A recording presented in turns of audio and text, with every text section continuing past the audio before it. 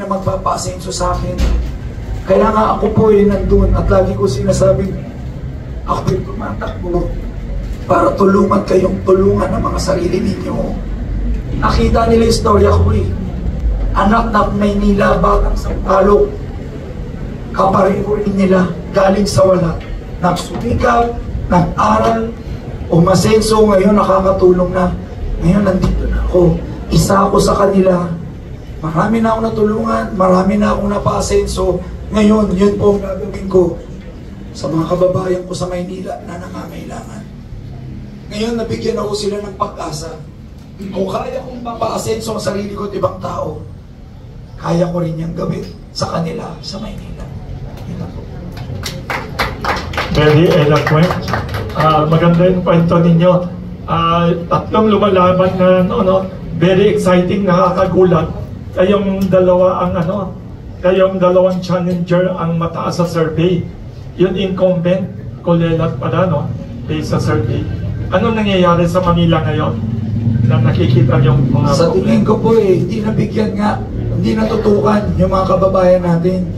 Lalong-lalo na nga yung mga senior citizens, yung mga may sakit, yung mga estudyante, at saka yung walang kabuhayan.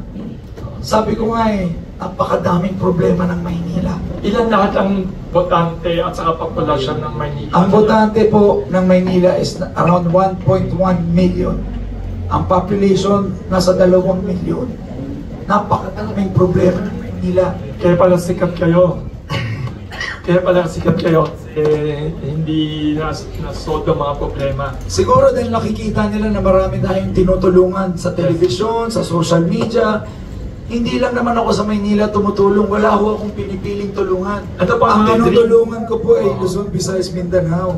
Ngayon sabi ko, kung nakakatulong ako sa malalayang lugar, sa sarili niyo, siyempre sa sarili kong lugar, talagang tutulungan ko at bubuhusan ko po yan ng pag-aaruga at sinserong malasakit. Mayor kayo, maliban sa mga problema sa health, sa poverty, ganyan, anong gusto niyong makita sa syudad ng Maynila? Anong mga pagbabago? Anong nakikita niyong kailangan baguhin, pagandahin? Ang pangarap ko po para sa Maynila ay maging model city ng buong Pilipinas.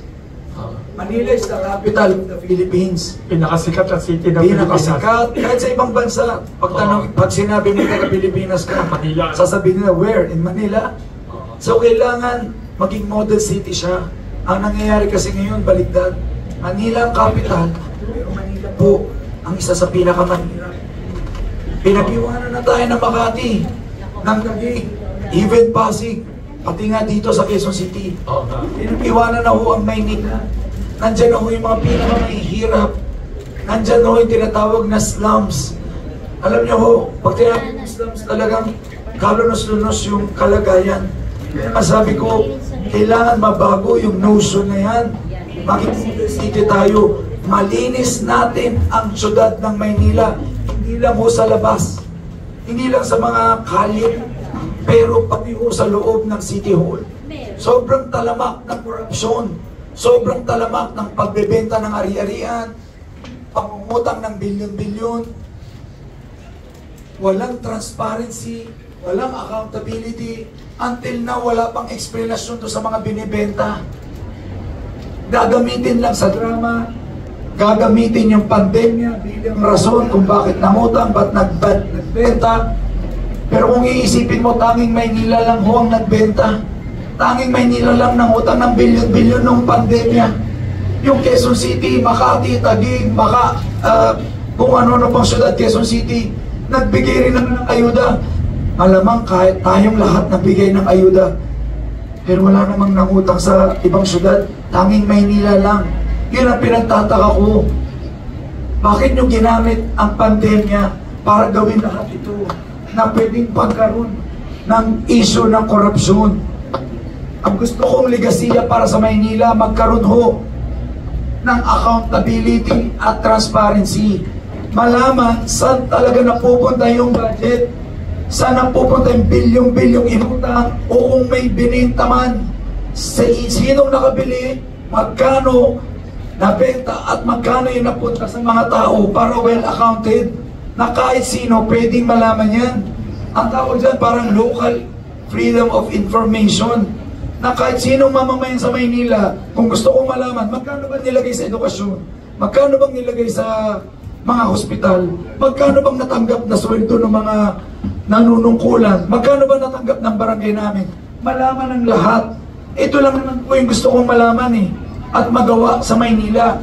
Magawa yung mga necessary reforms, mga pagbabago, para pag nailatag ko lahat ito, at nabigay ko po yung tunay na benepisyo ng mga tao katulad ng 2,000 allowance sa seniors at PWD buwan-buwan at allowance ng mga estudyante para makapagtapos sila at yung pagbibigay ng bilyong budget para ho sa kabuhayan.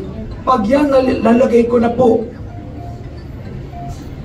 pwede na yan sundan ng mga susunod na henerasyon.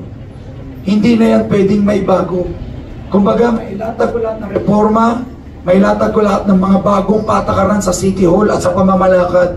Yan na po ang magiging pamantayan ng mga susunod na mamumuno sa Maynila. Yan po ang gusto kong ligasiyang maiwan sa Maynila.